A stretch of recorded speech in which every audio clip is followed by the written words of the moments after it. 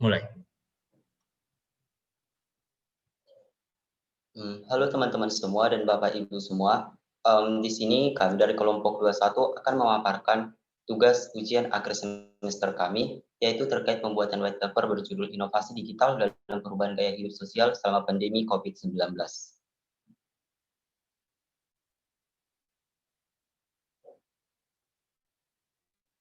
Di sini saya Junidi Siahaan dengan NIM 21S20022 beserta rekan kami. Saya Magdalena Ban dengan NIM 21S20021 dan teman saya. Saya Rolas Tasitorus dengan NIM 11S20021 dan teman saya. Saya Cynthia Silayan dengan NIM 12S20021 dengan teman saya. Dan saya Christopher Siburian dengan NIM 14S20021.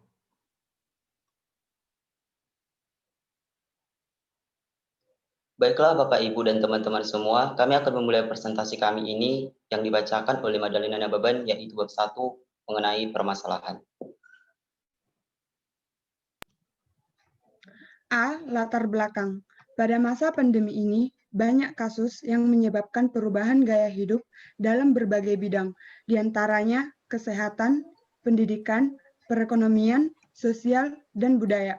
Perubahan gaya hidup tersebut menimbulkan kebiasaan-kebiasaan baru selama pandemi ini, seperti yang pertama, tidak berjabat tangan dengan orang lain.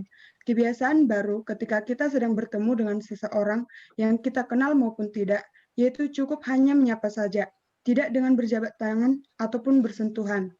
Yang kedua, kebiasaan untuk mencuci tangan. Selama pandemi ini, kebiasaan mencuci tangan wajib dilakukan. Berbeda halnya sebelum hal ini terjadi, yang hanya mencuci tangan jika benar-benar kotor dan bahkan ada yang tidak menggunakan sabun. Yang ketiga, menggunakan masker. Kebiasaan baru berikutnya adalah menggunakan masker ketika keluar rumah untuk mengurangi penyebaran virus COVID-19. Yang keempat, tidak berbagi makanan atau minuman.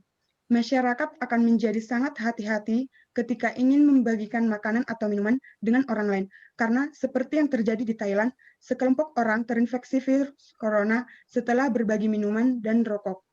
Hal tersebut menyebabkan masyarakat harus berhati-hati. Yang kelima, tidak berpergian ke tempat keramaian. Kebiasaan ini menjadi wajib dilakukan untuk memutus rantai penyebaran virus COVID-19. Banyak kegiatan yang dilakukan masyarakat, seperti ke pasar atau ke mal, ke konser musik, tempat wisata, menjadi kecemasan masyarakat terhadap penularan COVID-19. Yang keenam,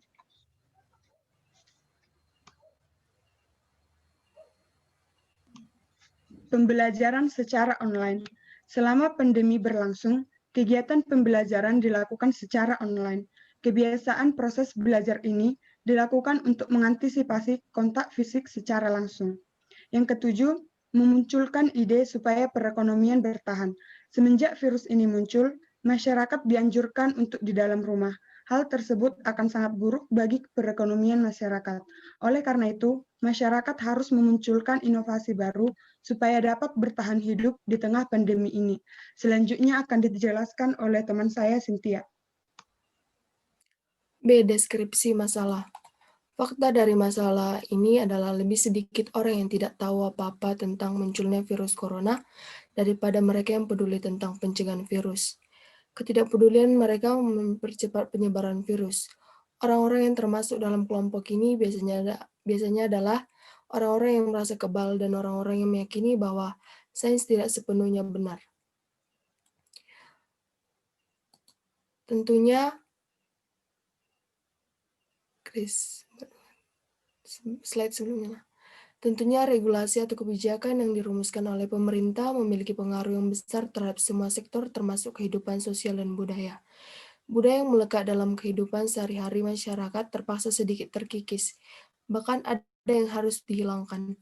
Dari perspektif antropologi sosial, agama merupakan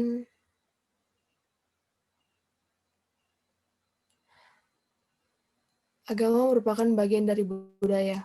Bentuk ibadah agama sedikit melemah, maka interaksi antara anggota masyarakat menjadi berkurang yang sedikit banyak menjadikan masyarakat sebagai cara hidup yang individualistis. Seiring wabah COVID-19 melanda seluruh belahan dunia, bentuk kecemasan di masyarakat kini berubah. Karena itu, kebijakan pemerintah yang berdasarkan konsep normal baru agak lega. Di satu sisi memberikan kesempatan kepada masyarakat untuk beraktivitas. Di sisi lain masih melaksanakan kesepakatan sanitasi. Dampak pandemi virus corona atau COVID-19 sangat terasa di dunia bisnis dan ekonomi. Dalam waktu yang cukup singkat, pola pemasaran pun berubah terlebih ketika diberlakukannya social distancing dan pembatasan sosial berskala besar atau yang disebut dengan PSBB. Pemasar harus putar otak untuk bisa memasarkan produk atau jasa mereka ke konsumen.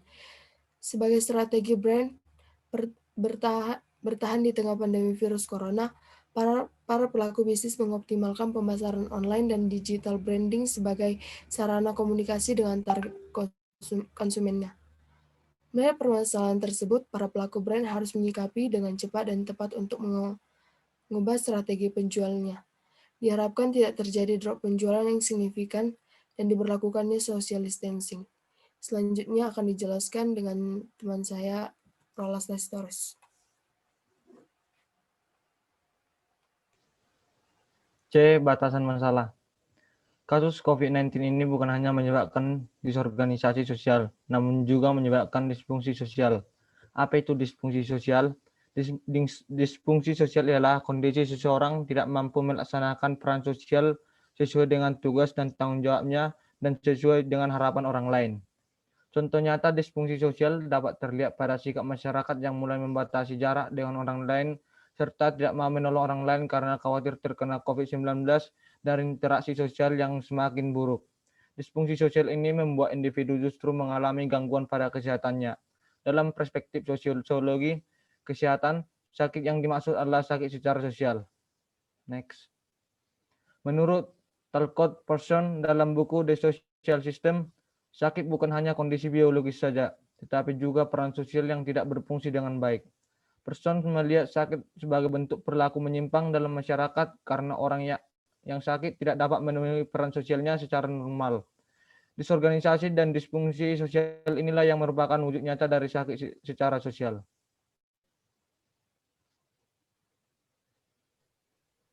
Kedua, solusi inovatif. Pemerintah menganjurkan untuk mulai melakukan kegiatan seperti biasa atau yang disebut dengan new normal. Tentunya sambil mematuhi protokol pencegahan COVID-19. New normal adalah perubahan perilaku atau kebiasaan untuk tetap menjalankan aktivitas seperti biasa, namun dengan selalu menerapkan protokol kesehatan di tengah pandemi COVID-19. Himbauan dari pemerintah ini menganjurkan agar kita tetap bisa hidup berdampingan dengan virus yang telah menelan ratusan ribu jiwa di seluruh dunia. Selanjutnya, bagian B akan jelaskan teman saya, Junaidi. B. Evaluasi solusi. Sering wabah COVID-19 melanda seluruh belahan dunia, bentuk kecemasan di masyarakat kini berubah. Semula publik was-was akan terpapar virus corona, namun kini publik justru semakin mengkhawatirkan kesulitan ekonomi. Dalam waktu yang cukup singkat, pola pemasaran pun berubah, terlebih ketika diberlakukan social distancing atau pembatasan sosial berskala besar, atau yang kita sering dengar PSBB. Ada beberapa sektor bisnis yang berpotensi stabil dan mengalami kenaikan seperti produk kesehatan yang dibutuhkan saat pandemi, e-commerce, minimarket, toko sembako, apotek, toko jamu, provider, internet, jasa penyedia video conference, aplikasi belajar dari rumah, dan lainnya. Melihat permasalahan tersebut, para pelaku brand harus menyikapi dengan cepat dan tepat untuk mengubah strategi penjualan. Diharapkan tidak terjadi drop penjualan yang signifikan saat diberlakukan social distancing. Untuk selanjutnya mengenai deskripsi akan dibacakan oleh rekan kami Madalena. C. Deskripsi solusi. Inovasi selama pandemi COVID-19 yang dapat mempermudah aktivitas masyarakat, salah satunya adalah virtual musik konser. Inovasi pada jenis ini akan menarik perhatian banyak masyarakat sehingga akan memanfaatkan platform kolaborasi dan konkreasi pada konsumen.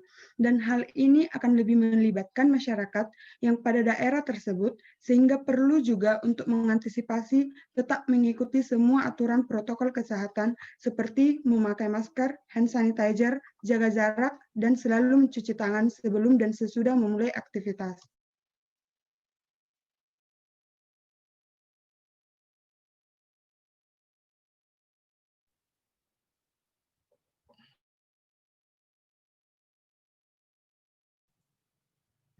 Dari penjelasan mengenai gambaran solusi yang tepat di atas, ada beberapa hal yang mendukung inovasi tersebut perlu dilakukan, yaitu yang pertama, konser yang diharapkan tercapai.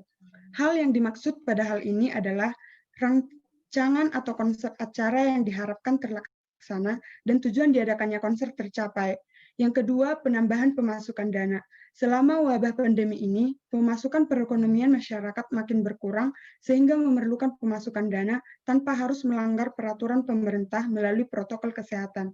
Oleh karena itu, sebagai inovasi yang dapat dilakukan melalui virtual konser musik ini bisa menjadi sebagai musisi tersebut.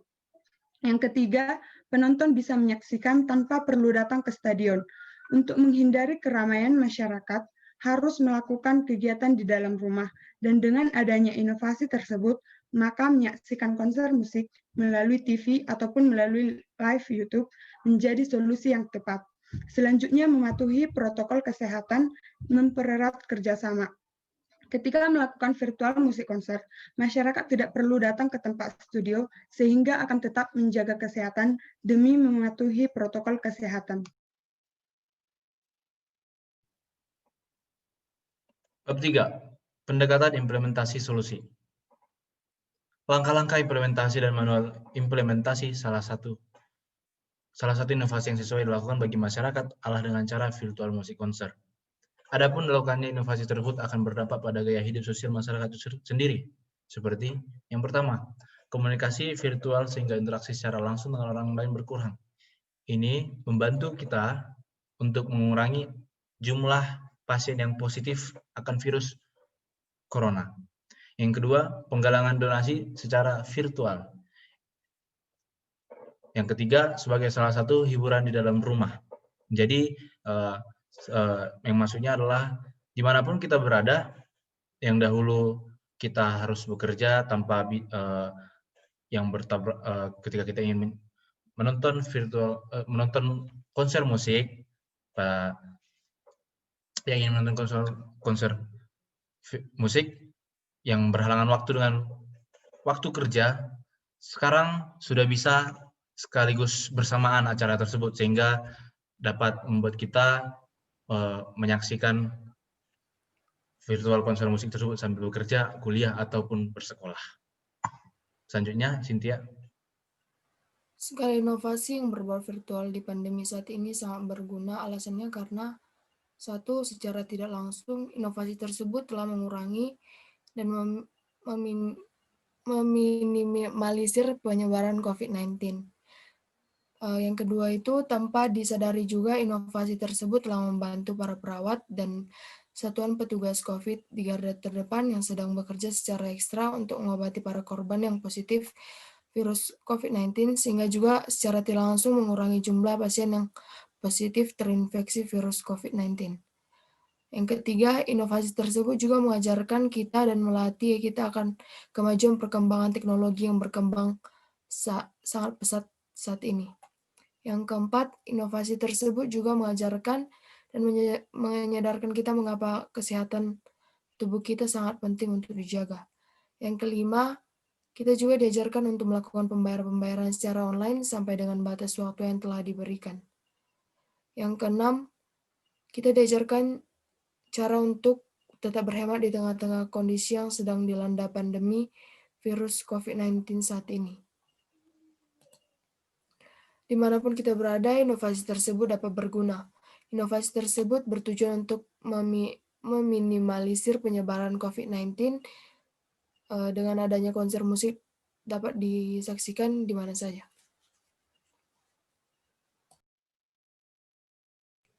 Bab 4 penutup. Managing innovation dan taking a strategic approach. Manajemen inovasi adalah kombinasi dari manajemen dari proses inovasi dan manajemen perubahan. Hal ini mengacu pada produk, proses bisnis, dan inovasi organisasi. Dengan memanfaatkan peralatan manajemen inovasi, manajemen dapat memicu dan menyebarkan kemampuan kreatif tenaga kerja untuk pengembangan yang berkesinambungan dari perusahaan. Proses inovasi dapat didorong atau ditarik melalui pembangunan. Proses pendorongan didasarkan pada penemuan teknologi baru atau lama di mana organisasi memiliki akses ke dalamnya. Tujuannya adalah untuk menemukan keuntungan aplikasi untuk teknologi yang sudah ada. Proses menarik sebaliknya didasarkan pada menemukan daerah di mana kebutuhan pelanggan yang tidak terpenuhi dan mencari solusi untuk kebutuhan tersebut. Selanjutnya akan dilanjutkan oleh teman saya Junaidi Shahan. Berbicara mengenai managing innovations, pastinya sangat terkait dengan taking a strategy approach. Strategi harus membantu menetapkan arah dan tujuan yang jelas menuju hasil tertentu atau serangkaian hasil. Dalam konteks tertentu, itu memandu pengambilan keputusan dalam hal apa dan bagaimana. Dan ketika digunakan dalam organisasi, pemikiran strategis membantu semua orang untuk menarik ke arah yang sama menuju serangkaian tujuan bersama. Strategi memberi arah yang jelas, dibagikan, dan ini memungkinkan semua orang dalam organisasi untuk bergerak ke arah yang sama. Artinya, perjalanan organisasi akan jauh lebih baik dan jauh lebih lancar dan mudah dikelola. Semua orang akan tahu apa yang harus mereka lakukan. Mengetahui bagaimana menerapkan rencana strategis akan membuat prosesnya jauh lebih mudah. Baiklah teman-teman semua dan Bapak Ibu Guru, kami mengucapkan terima kasih atas waktu menonton presentasi kami ini. Kami sangat meminta maaf jika sekiranya ada pengucapan maupun tingkah laku kami yang kurang mengenakan, baik disebabkan maupun tidak disebabkan oleh gangguan jaringan. Kami sadar kalau hasil presentasi yang kami lakukan ini masih jauh dari kata sempurna. Oleh karena itu, kami berharap semoga hasil presentasi yang kami lakukan ini dapat berguna kepada teman-teman, Bapak Ibu Guru, dan semua orang yang menyaksikan presentasi yang kami lakukan ini. Kami dari kelompok 21 mengucapkan terima kasih banyak. Udah.